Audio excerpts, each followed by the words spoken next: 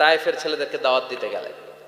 কিন্তু বিশ্বনবীর দাওয়াতি এই ডাকে, এই আহ্বানে তারা সাড়া দেয় নাই। বিশ্বনবীর এই দাওয়াতকে তারা রিজেক্ট করেছে, বিশ্বনবীকে পাথর মেরেছে, বিশ্বনবীর মোবারক দেহটাকে রক্তাক্ত করেছে। আমার নবীর এই সুন্দর দেহটা বেয়ে বেয়ে ঝরঝর করে রক্ত ঝরেছে। তায়েফের মাটি সাক্ষী, তায়েফের পাথর সাক্ষী, 3টা জায়গায় বিশ্বনবী বেহুশ হয়েছে। এখনো ওখানে গেলে স্থানীয় লোকরা বলে, বংশ পরম্পরায় ওরা জেনে এসেছিল যে এই জায়গাগুলোতে বিশ্বনবীকে আঘাত করা হয়েছে। এখনো লোকজন দেখায়, এখানে পড়েছিল বিশ্বনবী, ওখানে পড়েছিল, ওখানে পড়েছিল, ওই খেজুর বাগানে বিশ্বনবী লুকিয়েছিল, আজও ওখানে খেজুর বাগানই করে রাখছে ওরা। আল্লাহু আকবার পড়ে। পাথর মেরে বিশ্বনবীকে রক্তাক্ত করা হলো। বিশ্বনবী রক্তাক্ত, বিশ্বনবীর সাহাবা সাইয়েদনা যায়েদ রাদিয়াল্লাহু তাআলা আনহু কুয়া থেকে পানি এনে বিশ্বনবীর গা থেকে রক্তগুলো ঝেড়ে ফেলে দেয়। বিশ্বনবীর গায়ের মধ্যে পানি দিয়ে হাত পাগুলো ধুইয়ে দেয়। বিশ্বনবী কাঁদে, আহা কাঁদে, রহমতের নবী কাঁদে, আরেকজনের জন্য কাঁদে, নিজের কোনো লাভ নাই। মায়ের খাইছে, ওরা যেন বাঁচে জাহান্নামের আগুন থেকে। সুবহানাল্লাহ কইবেন না?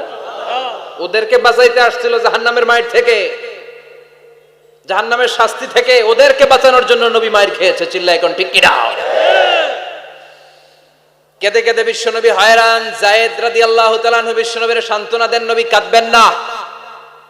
হামলাতুল জিবাল, পাহাড় রক্ষী ফেরেশতারা এসে বলে, নবী আপনি শুধু অর্ডার করেন, এই যে পাহাড়ের গিরিপথ, এই 2টা গিরিপথ, এই 2টা পাহাড় এমন ভাবে 2 দিক থেকে চাপা দেব গো নবী, তায়েফের সবগুলো ছেলেরে মুহূর্তের মধ্যে ধূলিসাৎ করে দেব। বিষ্ণুই বললেন, না আমি ক্ষমা করে দিলাম, আমি ক্ষমা করে দিলাম। আমার গায়ের উপরে যারা অত্যাচার করে এর কোনোটার প্রতিশোধ আমি নেই না, আমি শুধু প্রতিশোধ নেই যারা ইসলামের বিরোধিতা করে। চিল্লায় বলেন ঠিক কিনা? বিশ্বনবীকে আঘাত করা হয়েছে, তার গায়ে শারীরিক কষ্ট, এটার শাস্তি বিশ্বনবী দিতেন না, কখনোই দিতেন না, ক্ষমা করে দিতেন। কিন্তু ইসলামকে মারাত্মক ভাবে যদি ইসলামের বিরুদ্ধাচরণ কেউ যদি করতো, শুধু তাদের উপর বিশ্বনবী তলোয়ার চালাতেন। চিৎকার করে বলতে হবে ঠিক কিনা? বিশ্বনবী কাঁদলেন। কে দেখে বিশ্বনবীর কান্না, নিজের জন্য কাঁদে না, ওদের জন্য কাঁদে। আর বললেন, না ফেরেশতারা ওদেরকে তোমরা মেরে ফেলো না, হয়তো ওরা কালিমা পড়ে নাই, ওদের ভবিষ্যৎ প্রজন্মদের মধ্যে থেকে কেউ না কেউ কালিমার বাণী পড়বে। তাই হয়েছে। তায়েফে গেলে হৃদয়টা ঠান্ডা হয়ে যায়, মসজিদ তায়েফের পরিবেশ। বিশ্বনবী কেঁদে কেঁদে হয়রান। আল্লাহর রসের উপর থেকে টের পাচ্ছে বিশ্বনবীর মনটা ভালো না।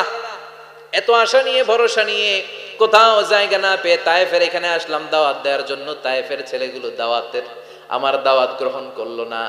বিশ্বনবীর মনটা বড্ড খারাপ। বিশ্বনবী নামাজে দাঁড়িয়ে গেলেন। বিশ্বনবী নামাজে দাঁড়িয়ে তেলাওয়াত করছেন, পাশ দিয়ে একদল জিন বিশ্বনবীর পাশ দিয়ে চলে যাচ্ছিল।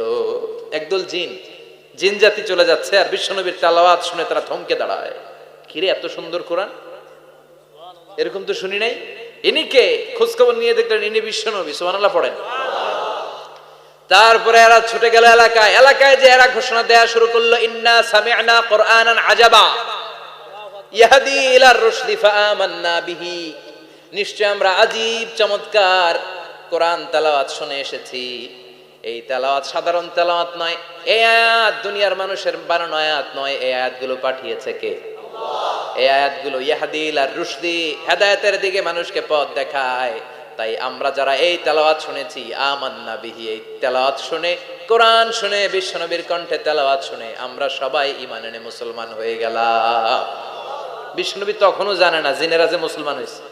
বিশ্বনবী নামাজ পড়ে যখন বসলেন, সাইয়েদনা জিবরাইল মারফত আল্লাহ বিশ্বনবীরে জানায়, ও নবী হতাশ হন কেন?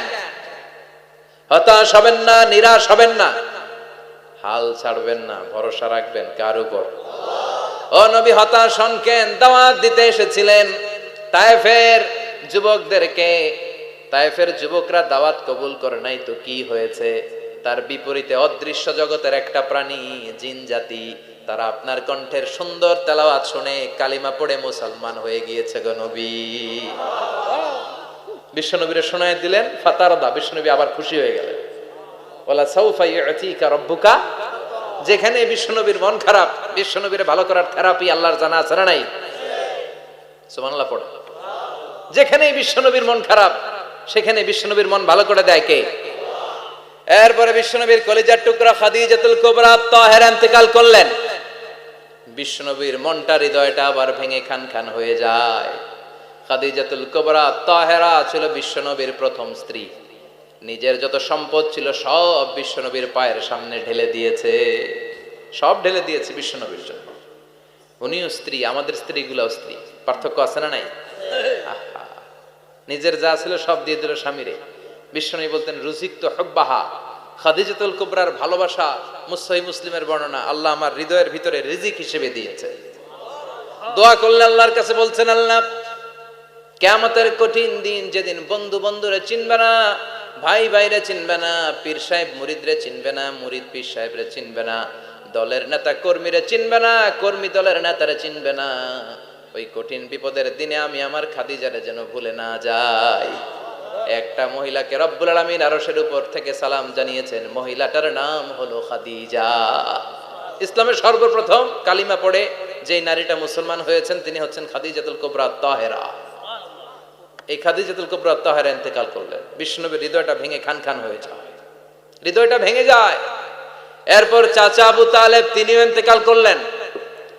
বিশ্বনবীর হৃদয়টা মনটা বিষণ্ণ হয়ে যায়, চিন্তায় পেরেশান হয়ে যায়। ডানে বায়ে তাকিয়ে দেখে বিশ্বনবীর সাহায্য করার কেউ নাই, সব দিকে খালি শত্রু, সব দিকে বিশ্বনবীর দুশ্মন। কলিজার টুকরা স্ত্রী বাসায় নাই, শেল্টার দেওয়ার মতো চাচাও নাই। বিশ্বনবীর মনে হয় গোটা দুনিয়ায় যেন তার কেউ নাই। বিশ্বনবী আবার হতাশ হয়ে পড়লেন। কিন্তু বিশ্বনবী যদি হতাশ হয়, ওনার মন ভালো করার একজন আছে, তিনি কে? আল্লাহ বললেন, জিব্রাইল যাও, আমার নবীর মন খারাপ, স্ত্রীর বিয়োগে বিশ্বনবী বিষণ্ণ, চাচা চলে গেল, বিশ্বনবীর হৃদয়টা ভেঙে খান খান হয়ে যায়।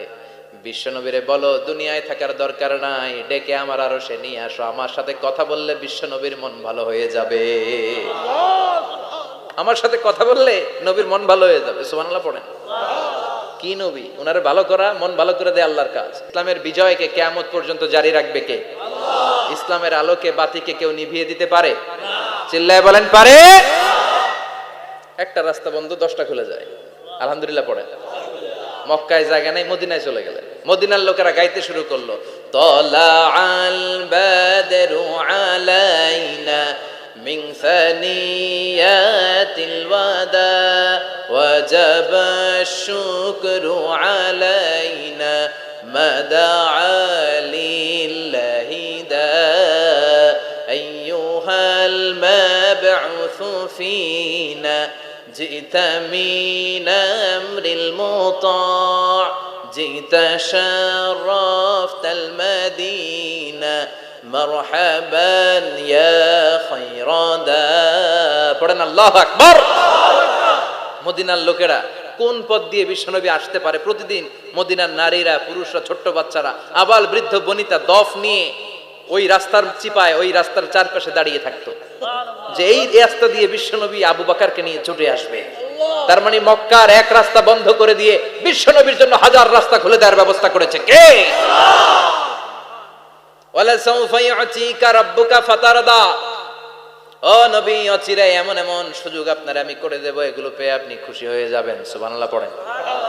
মদিনায় আসলেন, আসার পরেই আল্লাহ তাআলা কিবলা পরিবর্তন করে দিলেন। এতদিন বিশ্বনবী কাবার দিকে নামাজ পড়তেন, এখন বাইতুল মুকাদ্দাসের দিকে নামাজ পড়ার জন্য অর্ডার করলেন। বিশ্বনবী কি আর করবেন, অর্ডারটা কার? আল্লাহ। নামাজ শুরু করলেন। ইহুদিরাও যেদিকে নামাজ পড়ে বিশ্বনবী ওই দিকেই নামাজ পড়ে। বাইতুল মুকাদ্দাস 1 মাস 2 মাস 3 মাস যেতে যেতে 16 মাস কিংবা 17 মাস, কিন্তু বিশ্বনবীর এটা ভালো লাগে না। বিশ্বনবীর মনে চায় আমার বংশের গোড়া, আমার আদি পিতা ইসমাঈল আর ইব্রাহিম আলাইহিস সালাম যেই কাবার দিকে হয়ে সালাত করতো, ওই কাবার দিকে হয়ে যদি আমিও পড়তে পারতাম। এই দৃশ্যটা আরশের উপর থেকে দেখে কে? আল্লাহ আয়াত নাযিল করে দিলেন, قد نرى تقلب وجهك في السماء فلنولينك قبلة ترضاها فول وجهك شطر المسجد الحرام। আল্লাহ বলেন, নবী আমি দেখি প্রতিদিন নামাজের পরে আপনি মাথাটারে আকাশের দিকে, উপরের দিকে করেন, আর মনে মনে ভাবেন এই বুঝি আল্লাহ জিব্রাইলের মারফত আমারে জানিয়ে দিবে কাবার দিকে হয়ে যেন নামাজ পড়ি। আপনি যে উপরের দিকে তাকায় কিছু বলেন না, কিন্তু কি যে ভাবেন ওটা তো আমি জানি, ওটা তো আমি বুঝি। ফালা নুয়াল্লিয়ান্নাকা কিবলাতান তারদাহা, অচিরেই আপনার মন যেদিকে চায় ওদিকে আমি কিবলা করে দিব। ফাওয়াল্লি ওয়াজহাকা শাতরাল মসজিদিল হারাম, ঠিক আছে নবী। আর যখন আপনার দেরি হয় না, এখনই আপনি চেহারাটা বাইতুল মুকাদ্দাস থেকে মসজিদুল হারামের দিকে ঘুরিয়ে কিবলামুখী হয়ে নামাজ পড়া শুরু করে দেন। বিশ্বনবীর মনে চায় না বাইতুল মুকাদ্দাসে পড়তে, মনে চায় কাবার দিকে পড়তে। মুহূর্তের মধ্যেই মুকাদ্দাস থেকে কাবার দিকে কিবলা পরিবর্তন করে দিল কে? বিশ্বনবীরে খুশি করে দেয়া কার কাজ?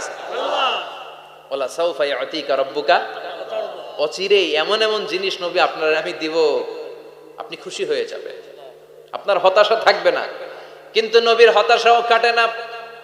মদিনায় বসে আবার হতাশ, আবার কাঁদে, আর বলে আল্লাহ আমার আগের উম্মতদেরকে কাউকে হায়াত দিয়েছো 2000 বছর, কাউরে দিয়েছো 3000 বছর, যারা কম পাইছে তারাও পাইছে 1000 বছর, ঠিক কিনা? যারা হায়াত পেয়েছে বেশি তারা ইবাদত করার সুযোগ পেয়েছেও। ওয়া আমারু উম্মতি মা বাইনা 60 ইলা 70, কিন্তু আমার উম্মতের গড় বয়স হলো 60 থেকে 70। 60 থেকে 70 এর মধ্যে শেষ। যারা বয়সী পেল 60-70 কি আর ইবাদত করবে? আগের উম্মতরে এত বছর বেশি দিলা কেন, আমার উম্মতরে কম দিলা কেন? বিশ্বনবীর টেনশন আছে না নাই? আবার হতাশ, আহা আমার উম্মতের কি হবে? উম্মতি উম্মতি আজীবন কেঁদে চাই। আল্লাহু আকবার। বিশ্বনবী বললেন আমারু উম্মতি মা বাইনা 60 ইলা 70, আমার উম্মতের গড় বয়স 60 থেকে 70 এর মধ্যে সব শেষ। আপনাদের এই এলাকার কি অবস্থা? হ্যাঁ চাচা, আপনার বয়স কত? এরমই কত হইব? 70। আল্লাহ আরো 70 বছর দিও। 100 বছর আছেন কে কে দেখি? 100। তুমি 100? বেটা তোর 20 বছরই তো হয়নি। 100 ও ভুলে দাঁড়াইছে। আচ্ছা, আর আর আচ্ছা 90 আছে নাকি এদিকে? 90 নাই না? 80 আছে? 80 নেই? এই যে আছে। কত হবে আপনার? কাছাকাছি হবে। আলহামদুলিল্লাহ, আল্লাহ আরো হায়াত দারাজ করো। তো দেখছেন মুরব্বীদেরকে আমরা হারাতে বসেছি, পাই না। 80-70 পাওয়া যায় না। মা বাইনা 60 ইলা 70, 60 থেকে 70 এর মধ্যে বেশিরভাগই শেষ। যেরকম ঠিক কিনা?